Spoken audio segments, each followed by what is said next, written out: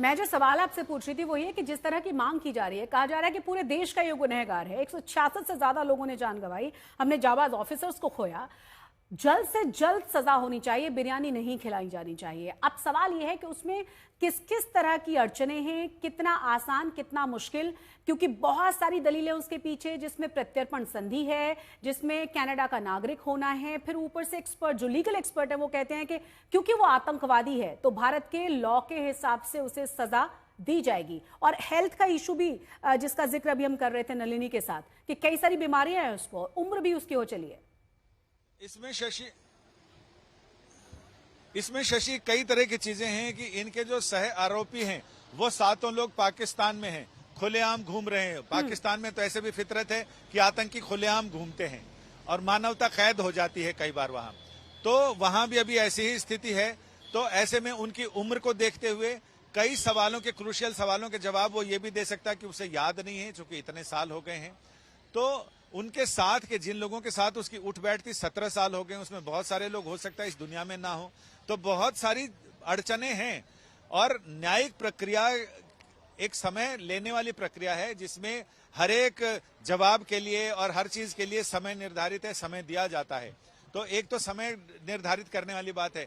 तीसरा ये कि जो लोग ये कह रहे हैं कि इसको फांसी की सजा दो, उनकी भावनाएं समझी जा सकती हैं, लेकिन जो एक्स्ट्राडिशन ट्रीटी है, जो प्रत्यर्पण संधि है भारत और अमेरिका के बीच, उसका क्लॉज 8 यानी आर्टिकल 8 अनुच्छेद 8 इस बात की स्पष्ट व्याख्या करता है, जिसमें वह कहता है कि अगर उसने अपराध, एक्स्ट्राडिशन तभी इसी शर्त पर किया जा रहा है, अपराध चाहे कितना भी गंभीर हो, चाहे वो सजाए मौत के लायक हो, अदालत ये महसूस करती है कि इस अपराध की सजा मौत ही है, तो सजा सुनाई जा सकती है लेकिन दी नहीं जा सकती। उसे फांसी पर या किसी भी तरह से मौत के आगोश में नहीं भेजा जा सकता है। तो ऐसे में सबसे रिग्रेस पनिशमेंट यही होता है कि उसे अदालत अपने आदेश में लिखे कि ये आखिरी सांस तक सलाखों के पीछे रहेगा, ताकि आने वाली नस्लों को ये गुमान रहे, ये पता रहे, ये एहसास रहे कि इस तरह के अपराध करने की सजा क्या मिलती है। तो ये एक तजवीज हो सकती है। तो ये तो अब समय बताएगा कि कितनी चीजें एनआईए कितनी दृढ़ता के साथ अपने सबूतों के को पुख्ता करते हुए अदालत के सामने रखती है।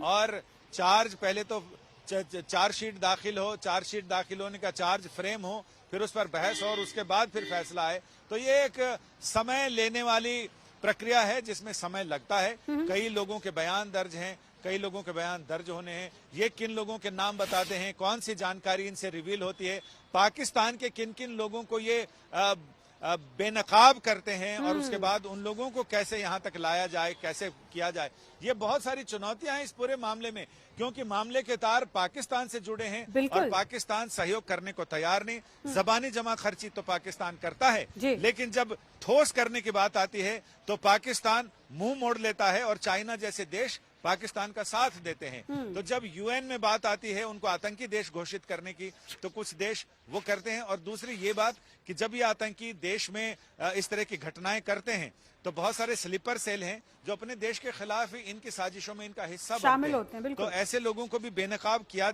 हो सकता है कि जैसे अजमल कसाब ने अपनी पूछताछ में कई सारी जानकारी दी, हो सकता है कि तहव्वुर राना भी अपनी पूछताछ में एनआईए को कुछ ऐसी जानकारी दे जिससे कि इसके सुराग और आगे तक बढ़ सकें और बात निकले तो फिर दूर तलक जाए और इतनी दूर तलक जाए कि फिर इसकी जड़ें ही मिटा दी जाए।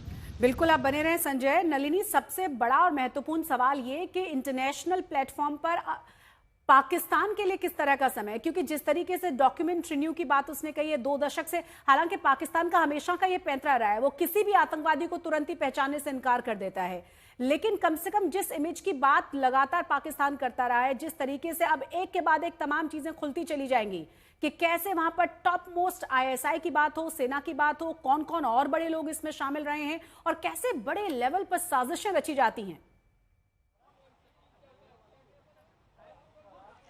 देखिए शशि, पाकिस्तान का जो कहना है इस पूरे मामले में उसको तो नज़रअंदाज कर देना चाहिए, क्योंकि एनआईए ने जो पूरी इन्वेस्टिगेशन करी है उसमें से साफ निकल के आ रहा है, ना ही सिर्फ पाकिस्तान का रोल पूरे 26/11 के हमले को लेकर, पर ये भी कि तहव्वुर राना ने स्पेसिफिकली कैसे कैसे लोगों से इन टच में थे वो, पाकिस्तान में भी डेविड हेडली के साथ भी, और डेविड हेडली तो लश्कर तैयबा के साथ बहुत क्लोजली काम कर चुके हैं। तो पाकिस्तान का ऐसा कहना कि वो पाकिस्तानी नहीं है, वो कैनेडियन है एक तरफ, और दूसरी तरफ तहव्वुर राना अपनी दलील में यूएस सुप्रीम कोर्ट में कह रहे हैं कि क्योंकि मैं पाकिस्तान से हूँ इसीलिए मेरे को भारत में खतरा है। तो एकदम दो अलग अलग दलीलें सामने आ रही हैं पाकिस्तान की तरफ से और तहव्वुर राना की तरफ से। एक तरफ से वो मना कर रहे हैं और दूसरी तरफ से तहव्वुर राना कह रहे हैं कि मैं पाकिस्तानी हूँ इसलिए मेरे को भारत में खतरा है। तो पाकिस्तान की बातें तो नज़रअंदाज करना इसमें अच्छा होगा, क्योंकि हमारी जांच एजेंसियों ने जैसी पूरी जांच करी है इस केस में, जिस तरीके उन्होंने सबूत इकट्ठे करे हैं, उसमें से पूरा ना ही सिर्फ तहव्वुर राना का रोल, ना ही सिर्फ डेविड हेडली का रोल, पर पाकिस्तान का रोल 26/11 के अटैक्स को लेकर बहुत साफ सामने आ चुका है। दूसरी बात, यही बातें कोर्ट में भी बोली गई हैं सीनियर एडवोकेट दयन कृष्णन की तरफ से, जिन्होंने बोला है कि उनके पास बहुत ही पुख्ता सबूत है तहव्वुर राना के खिलाफ, और कस्टोडियल इंटेरोगेशन उन्होंने इसी बेसिस पे मांगी है कि इन सबूतों के साथ तहव्वुर राना को कन्फ्रंट करना है। जिसका मतलब ये है कि जब एनआईए को आज कस्टडी मिल जाएगी, अब चाहे कितने भी दिन की मिले, 20 दिन की उन्होंने मांगी है, तो जब कस्टडी एनआईए को मिल जाएगी तब और पूछताछ होगी तहव्वुर राना से। तो हो सकता है आने वाले दिनों में और भी 26/11 के अटैक के बारे में और डिटेल्स निकल के आए कि तहव्वुर राना डिपेंडिंग की कितनी डिटेल्स शेयर करता है एनआईए के साथ। तो हमें ये पता है कि सारे सबूतों की भी डिटेल्स दी गई हैं आज कोर्ट के सामने कस्टडी हियरिंग में। इसके अलावा उन्होंने जो हेल्थ रिपोर्ट, जो मेडिकल चेकअप हुआ था तहव्वुर राना का, वो हेल्थ रिपोर्ट भी सबमिट करी है, क्योंकि ये सारा प्रोसीजर का पार्ट होता है। क्योंकि जब भी कस्टडी के लिए प्रोड्यूस करते हैं तब हमेशा उससे पहले मेडिकल चेकअप के लिए ले जाया जाता है कि उसको, और उसका मेडिकल चेकअप की रिपोर्ट कोर्ट में सबमिट करी जाती है, ताकि जज को भी पता हो कि उसके साथ कोई मेडिकल इश्यूज हैं या नहीं, जिसकी वजह से कोर्ट को उस पर ध्यान देना होता है। तो अब कोर्ट तो इसमें पूरे मामले में एक निष्पक्ष वो है साइड है, तो वो सारी दलीलें सुन के अब जज डिसाइड करेंगे। जज चंद्रजीत सिंह जो अंदर इस पूरे मामले की जिन्होंने सुनवाई करी है, वो डिसाइड करेंगे कि कितने दिन की कस्टडी मिलनी चाहिए। अब जैसे संजय जी कह रहे थे, सही कह रहे थे वो, कि अगर जांच एजेंसी 20 दिन। देखिए संपर्क टूट गया नलिनी के साथ हमारा। हम तस्वीरें आपको दिखा रहे हैं। संजय और जितेंद्र बहादुर लगातार बने हुए हैं, और आपको ये भी बता दें कि फैसला बस कुछ ही देर में सुनाया जाएगा। तहव्वुर राणा पर बहस पूरी हो चुकी है, इंतजार किया जा रहा है, फैसला लिखा जा रहा है, और बहुत ही जल्द फैसला सुनाया जाएगा, क्योंकि एनआईए की तरफ से 20 दिन की रिमांड मांगी गई है, 20 दिन का समय मांगा गया है। बहुत सारे सवाल पूछे जाने हैं। हमारे साथ हमारे दोनों ही संवाददाता लगातार बने हुए। संजय, फिर से हम आपसे समझना चाहेंगे कितना इंतजार, और इसके अलावा जिस तरह से बार बार कहा जा रहा है कि तिहाड़ में रखा जाएगा, क्या ये फैसला हो चुका है, और किस तरह की सुरक्षा वहां पर रहने वाली है? नहीं, अभी तिहाड़ में रखने की तो बात ही नहीं होगी, क्योंकि अभी तो एनआईए कस्टडी में रहेगा, और जब एनआईए कस्टडी का समय खत्म हो जाएगा, चूंकि कानून ये कहता है कि एनआईए के मामले में, इस तरह के आतंकी घटनाओं के मामले में 90 दिनों के अंदर एनआईए यानी जांच एजेंसी 30 दिनों की कस्टडी ले सकती है, 30 दिनों तक कस्टडी में अपने पास रख सकती है। जब ये 30 दिनों की कस्टडी खत्म हो जाए, या एनआईए को लगे कि अब हमें फर्दर कस्टडी की जरूरत नहीं है, या अदालत को लगे कि नहीं अब आपको एनआईए को, तहव्वुर राना को एनआईए को सौंपने की जरूरत नहीं है, तो फिर उन्हें जुडिशियल कस्टडी में भेजती है अदालत। यानी जुडिशियल कस्टडी जिसको कहते हैं कि न्यायिक हिरासत। तो जब न्यायिक हिरासत में भेजेंगे तब वो अदालत की हिरासत में होता है, अपराधी आरोपी अदालत की हिरासत में होता है, इसलिए उसको न्यायिक हिरासत कहते हैं।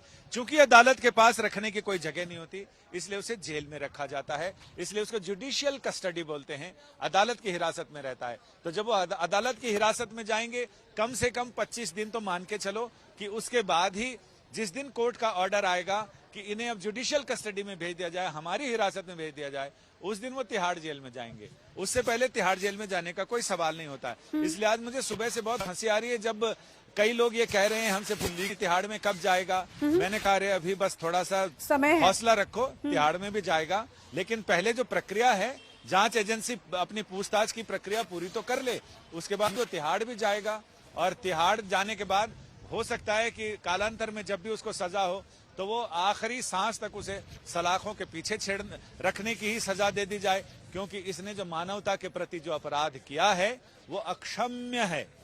लेकिन कानून अक्षम्य जैसा तो कोई वो होता नहीं, कानून में सजा का प्रावधान होता है, सजा उसे दी जाएगी, अवश्य दी जाएगी, क्योंकि अब वो जब यहां तक आ गया है तो वहां तक भी जरूर पहुंचेगा।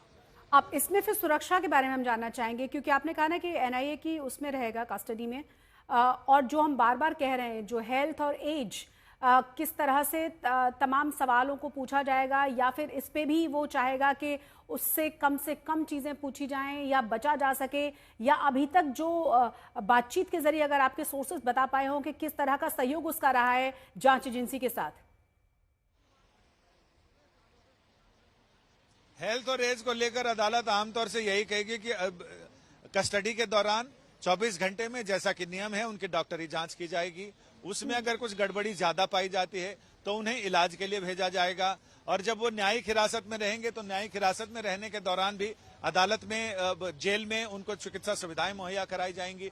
चिकित्सा सुविधाओं में जैसा आसाराम बापू के साथ हो रहा, बाकी अन्य हजारों लाखों कैदियों के साथ हो रहा है कि उनको अगर न्यायिक हिरासत में किसी तरह की चिकित्सा सुविधा की जरूरत हो तो अदालत उन्हें मुहैया कराती है। अरविंद केजरीवाल, मनीष सिसोदिया, ये सारे लोग कोर्ट में जाने जब जेल गए तो जेल जाने के बाद उन्होंने यही कहा कि उनकी तबीयत खराब है, उन्हें बाहर निकालिए, उन्हें विशेष इलाज की जरूरत है। लेकिन जब विशेषज्ञ डॉक्टरों ने जांच की तो उन्होंने कहा कि इन्हें कोई विशेष जांच की जरूरत नहीं, इन्हें इलाज की जरूरत है, और इलाज जेल में भी मिल सकता है या फिर सरकारी अस्पताल में मिल सकता है। ऐसा नहीं है कि इलाज सिर्फ और सिर्फ प्राइवेट अस्पतालों में, और वो भी विलासिता संबंध की सुविधाओं के साथ मिल सकता है।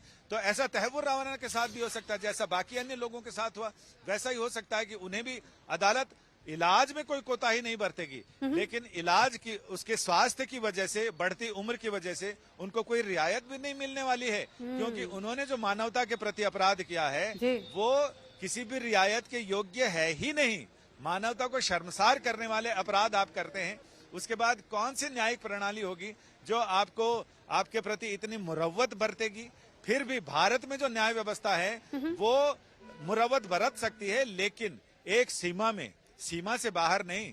आपकी तबीयत खराब है, स्वास्थ्य में कुछ गड़बड़ है, तो आपको बढ़ती उम्र को अदालत क्या कोई भी चिकित्सा सुविधा नहीं रोक सकती है, और चिकित्सा बढ़ती उम्र संबंधी परेशानियां हैं उन्हें कंट्रोल तो किया जा सकता है, उनका इलाज तो नहीं हो सकता है।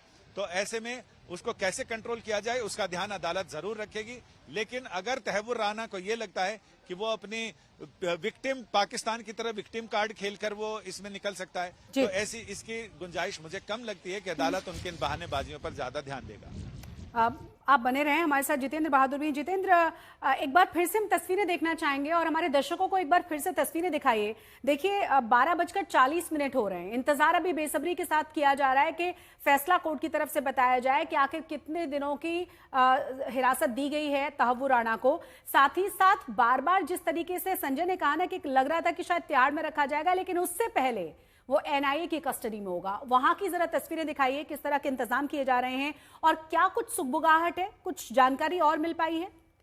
कितनी देर में यहां तहव्वुर राना पहुंचेगा?